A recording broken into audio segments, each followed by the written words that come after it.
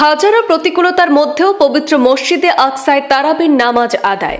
পবিত্র আল আকসায় প্রথম তারাবির নামাজে ফিলিস্তিনিদের বেসামাল ভিড়। দখলদার বাহিনীর রক্তচক্ষু উপেক্ষা করে আল আকসায় হাজার হাজার মুসল্লির নামাজ আদায়।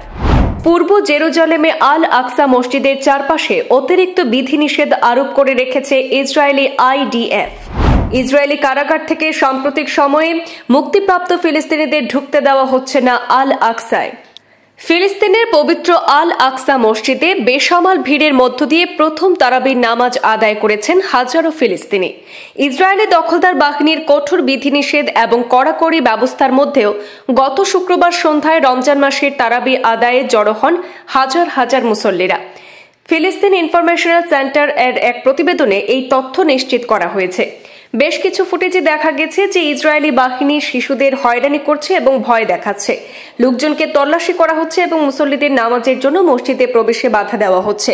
কিন্তু সমস্ত ধরনের প্রতিকূলতাকে পেছনে ঠেলে 55 বছরের কম বয়সী পুরুষ এবং 50 বছরের কম বয়সী নারীদের মসজিদে প্রবেশ করতে বাধা দেওয়া হয়েছে বলে অভিযোগ।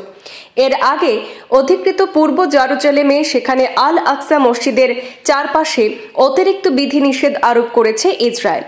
রমজানের শুরুতেই এই বিধিনিষেধ জারি করা হয়। পবিত্র রমজান মাসে যেন ফিলিস্তিনিরা সেখানে প্রবেশ করতে না পারে সেজন্যই এই বিধিনিষেধ আরোপ করা হয়েছে।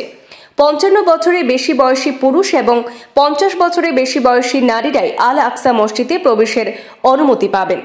সম্প্রতি ইসরায়েলি কারাগার থেকে মুক্তি পাওয়া ফিলিস্তিনি বন্দীরা রমজানের সময় আল আকসা প্রাঙ্গণে প্রবেশ করতে পারবেন না।